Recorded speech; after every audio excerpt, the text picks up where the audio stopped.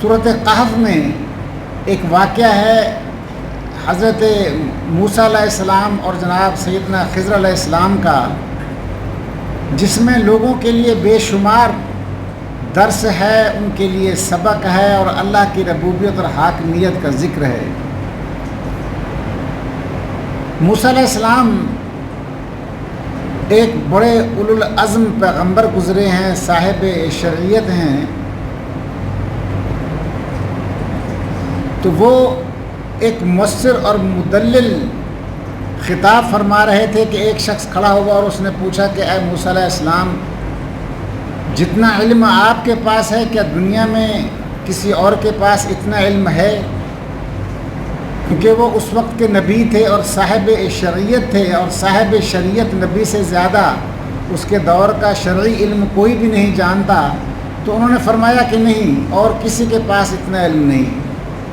لیکن اللہ جل شانہ کی ایک حکمت یہ ہے کہ اپنے انبیاء کو اللہ پاک مشاہدات کرواتا رہتا ہے۔ جیسے کہ ابراہیم علیہ السلام نے پوچھا تھا کہ اے اللہ پاک، تو مارنے کے بعد زندہ کیسے کرتا ہے؟ تو اللہ نے کہا کہ تجھے اس کا یقین نہیں؟ فرمایا یقین ہے، لیکن اپنے دل کے، اپنے قلب کے اطمینان کے لیے۔ اسی طرح اللہ پاک نے موسیٰ علیہ السلام سے فرمایا کہ آپ ایسا کریں کہ آپ ایک مچھلی لے لیں، اس کو تل لیں، اور تلنے کے بعد آپ اسے لے کر دریا کے کنارے سفر پر نکل جائیں۔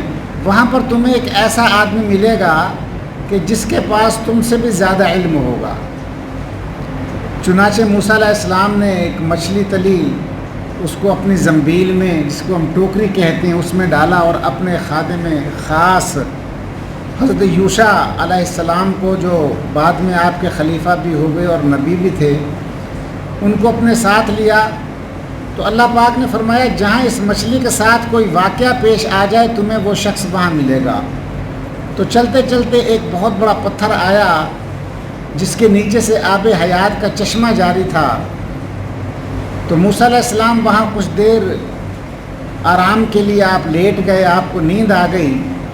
تو یوشع علیہ السلام نے دیکھا کہ وہ جو تلی ہوئی مچھلی تھی وہ زندہ ہو کر اپنا راستہ بناتے ہوئے دریا میں چلی گئی۔ اب جب موسیٰ علیہ السلام اٹھے تو یوشع علیہ السلام ان کو بتانا بھول گئے مچھلی کا واقعہ۔ کچھ آگے جب گئے تو موسیٰ علیہ السلام نے پوچھا کہ وہ مچھلی کا کچھ ہوا؟ تو انہوں نے کہا جی وہ تو مچھلی ٹوکری سے نکل کر دریا میں چلی گئی تھی اس پتھر کے پاس۔ تو آپ واپس لوٹ کر آئے تو وہاں پر آپ کو جناب سیدنا خضر علیہ السلام سے ملاقات ہوئی۔ تو موسیٰ علیہ السلام نے ان سے پوچھا کہ اے خضر علیہ السلام، میں آپ کے ساتھ رہنا چاہتا ہوں، اور اللہ نے آپ کو جو علوم عطا فرمائے ہیں میں وہ ان کا مشاہدہ کرنا چاہتا ہوں، وہ سیکھنا چاہتا ہوں۔ پہلے تو مجھے یہ بتائیں کہ آپ کے پاس کتنا علم ہے؟ تو اس وقت ایک چڑیا آئی اور اس نے غوطہ لگایا اور دریا سے اپنی چونچ بھری اور اڑ گئی۔ تو خضر علیہ السلام نے فرمایا کہ اے موسیٰ، تمہارا اور میرا اور تمام دنیا کا علم اتنا ہے جتنا اس دریا کے پانی کی ایک قطرہ اس چڑیا کی چونچ میں گیا ہے، اور یہ دریا جو ہے یہ اللہ کا علم ہے، اور ایک قطرہ جو ہے یہ پوری انسانوں کا علم ہے۔ یعنی اللہ کا بے بہا بے کراں علم ہے، اس کا کوئی احاطہ نہیں کر سکتا۔ تو موسیٰ علیہ السلام نے کہا کہ میں آپ کے ساتھ رہنا چاہتا ہوں۔ تو انہوں نے فرمایا کہ آپ میرے ساتھ نہیں رہ پائیں گے، کیونکہ میرے امور جو ہیں وہ اللہ کی جانب سے بعض ایسے ہوتے ہیں کہ آپ ان کو دیکھ کر خاموش نہیں رہ سکیں گے۔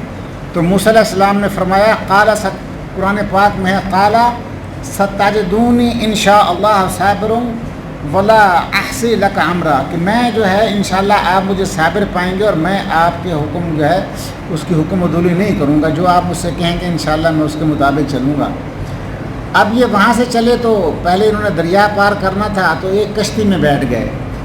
جب کشتی کے پار پہنچے تو وہ کشتی والا جو تھا وہ خضر علیہ السلام کو جانتا تھا، اس نے ان کے اکرام میں ان سے پیسے نہیں لیے۔ تو موسیٰ علیہ السلام کے ساتھ جو خضر علیہ السلام تھے انہوں نے پاؤں مار کر اس کشتی کا تختہ توڑ دیا۔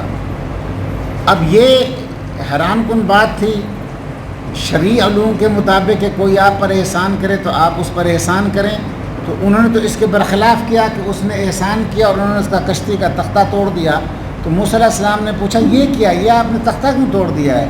تو انہوں نے فرمایا کہ میں نے آپ سے کہا تھا کہ آپ جو ہے مجھ سے میرے ساتھ نہیں رہ پائیں گے، اور میں نے آپ سے پہلے بھی کہا تھا کہ میری شرط یہ ہے کہ میں جو کچھ کروں گا آپ مجھ سے سوال نہیں کریں گے جب تک کہ میں خود آپ کو نہ بتاؤں۔ تو موسیٰ علیہ السلام نے کہا ہاں ٹھیک ہے، میں بھول گیا تھا۔ اب یہ وہاں سے آگے گیا تو کچھ بچے کھیل رہے تھے، تو خضر علیہ السلام نے ایک بڑے خوبصورت بچے کو لیا، پکڑا اور اس کو قتل کر دیا۔ اب یہ شرعی طور پر کسی کا قتل جائز ہی نہیں، اور جائے کہ ایک بچے کا، لڑکے کا۔ تو موسیٰ علیہ السلام بڑے گھبراہٹ میں پوچھا کہ یہ آپ نے کیا کیا ہے، آپ نے ایک بچے کو قتل کر دیا ہے۔ تو انہوں نے فرمایا کہ اے موسیٰ، میں نے آپ سے پہلے کہا تھا کہ میرے امور میں آپ پوچھیں گے نہیں، تو آپ نے پھر وہ مجھ سے پوچھا۔ تو موسیٰ علیہ السلام نے کہا کہ اچھا ایسا ہے کہ میں بھول گیا تھا، اور اب اگر میں آپ سے دوبارہ ایسا کوئی سوال کروں تو آپ بے شک میری رفاقت نہ رکھیں، مجھ سے علیحدہ ہو جائیں۔ یہ واقعہ سورۃ الکہف میں ہے، قرآن کریم میں سورۃ الکہف کا واقعہ ہے۔ اب یہ آگے گاؤں میں پہنچے تو انہیں بھوک لگی ہوئی تھی، انہوں نے گاؤں والے سے کہا کہ ہمیں کھانا دو، ہماری میزبانی کرو۔ تو انہوں نے، ان کی قسمت میں اتنے جلیل القدر پیغمبروں کی میزبانی ان کی قسمت میں نہیں تھی، تو انہوں نے ان کو کھانا نہ دیا۔ اب یہ جب باہر وہاں سے نکلے تو وہاں پر ایک بڑی موٹی دیوار تھی جو گر رہی تھی، اور وہ اتنی موٹی تھی کہ لوگ اس کے نیچے سے گزرتے ہوئے ڈرتے تھے۔ تو خضر علیہ السلام نے ہاتھ کا اشارہ کیا، دیوار سیدھی ہو گئی۔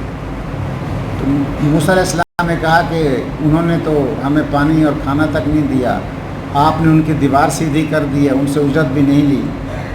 تو خضر علیہ السلام نے فرمایا کہ میں نے آپ سے کہا تھا کہ آپ میرے ساتھ نہیں رہ پائیں گے، اور یہ آخری بات تھی، اور اب آپ کے بعد اس سوال کے بعد میرا اور آپ کا راستہ جدا جدا ہے، لیکن میں آپ کو وہ جو امور تھے، ان امور کو تکمینہ کہتے ہیں، وہ امور جو تھے وہ میں آپ کو بتا دیتا ہوں کہ میں نے کیوں ایسا کیا تھا۔ پہلی بات تو یہ ہے کہ جو وہ کشتی والا تھا، ایک ظالم اس علاقے کا بادشاہ ہے جو آ کر کشتیاں پکڑ رہا تھا، اسے شاید کسی مہم پر جانا تھا، کسی جگہ جانا تھا، تو جو صاف ستھری کشتیاں تھیں وہ پکڑ کے لے جا رہا تھا، اور اللہ نہیں چاہتا کہ یہ نیک آدمی ہے اس کی کشتی وہ لے جائے۔ اب وہ جب بادشاہ اس کی ٹوٹی ہوئی کشتی دیکھے گا تو اس کو چھوڑ کے چلا جائے گا۔ وہ تختہ سا تھا، بعد میں کہا جاتا ہے کہ بعد میں خضر علیہ السلام نے اشارہ کیا اور وہ تختہ جڑ گیا اور اس کی کشتی بچ گئی۔ فرمایا وہ جو لڑکا تھا اس کے والدین بہت نیک اور اچھے تھے، لیکن یہ لڑکا بڑا ہو کر بڑا نافرمان اور بد کردار بننا تھا، اور اس نے اپنے والدین کی دنیا اور عاقبت کو تباہ کر دینا تھا، اور اللہ نہیں چاہتا تھا کہ ان کے یہ نیک بندے جو ہیں ان کی دنیا اور عاقبت تباہ ہو۔ چنانچہ اس بچے کو ختم کر دیا گیا، اور پھر روایات میں ہے کہ اللہ پاک نے اس کے بعد اس گھر والوں کو ایک بیٹی دی جو بڑی ہوئی، اس کی شادی ایک نبی سے ہوئی، اس کی گود میں اللہ پاک نے ایک نبی عطا فرمایا، اس نے ایک نبی کو جنم دیا، اور وہ نبی ایک صاحب امت بنا۔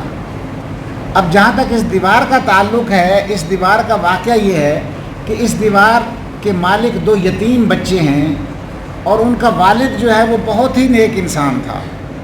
قرآن پاک کے الفاظ، جو قرآن پاک نے الفاظ فرمایا وَقَانَ أَبُوهُمَا صَالِحًا، کہ ان کا باپ بہت نیک تھا، اور اللہ پاک یہ چاہتا ہے کہ جو اس نیک باپ کی جو وراثت ہے وہ ان یتیم بچوں کو ملے۔ اگر آج یہ دیوار گر جاتی تو اس کا خزانہ جو تھا وہ نکل آتا، اور بڑے طاقتور لوگ، ظالم لوگ ہیں، یہ اس کے خزانے پہ قبضہ کر لیتے، ان یتیم بچوں کو نہ ملتا۔ اب ہم نے دیوار ٹھیک کر دی ہے، اب جب یہ بچے بڑے جوان ہوں گے تب یہ دیوار گرے گی، اس وقت ان کو یہ خزانہ مل جائے گا۔ تو اللہ تبارک و تعالیٰ اپنے نیک بندوں کی چیزوں کو ان کے وارثوں تک پہنچاتا ہے، بشرطے وہ بندے نیک ہوں۔ تو روایات میں ہے کہ اس خزانے میں جب وہ بچے بڑے جوان ہو گئے، وہ دیوار گری، اس میں سے انہوں نے خزانہ اپنا نکالا، تو دوسری چیزوں کے ساتھ اس خزانے میں ایک سونے کی تختی ملی۔ حضور اقدس صلی اللہ علیہ وسلم سے کافی عرصہ پہلے کا واقعہ ہے۔ اس میں سے ایک تختی نکلی جس پر لکھا ہوا تھا محمد الرسول اللہ صلی اللہ علیہ وآلہ وسلم۔ اللہ پاک نے 500-600 سال پہلے بھی لوگوں کو بتا دیا تھا کہ میرا ایک خاتم النبیین سید المرسلین اس دنیا میں مبعوث ہونے والا ہے۔ تو ان واقعات سے، اس واقعے سے ہمیں بہت سی چیزیں ملتی ہیں۔ پہلی چیز تو یہ ہے کہ دنیا میں سب سے زیادہ علم اللہ کو ہے۔ اللہ جس کو چاہتا ہے جتنا علم دیتا ہے۔ موسیٰ علیہ السلام نبی تھے، صاحب شریعت تھے، لیکن ان کے پاس خضر والا علم نہیں تھا، اور خضر علیہ السلام کے پاس شریعت نہیں تھی۔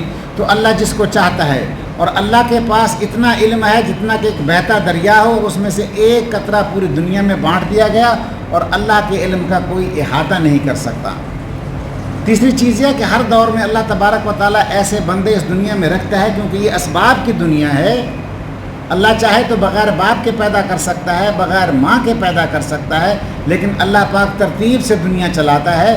اللہ پاک نے دنیا میں ایسے بندے رکھے ہوئے ہیں جو یہ امور دنیاوی جو ہے یہ سر انجام دیتے ہیں۔ اور حضور صلی اللہ علیہ وسلم کی حدیث پاک ہے کہ ہر وقت دنیا میں 40 ابدال رہتے ہیں۔ 40 ابدال دنیا میں ہر وقت رہتے ہیں جو دنیا کے امور سر انجام دیتے ہیں۔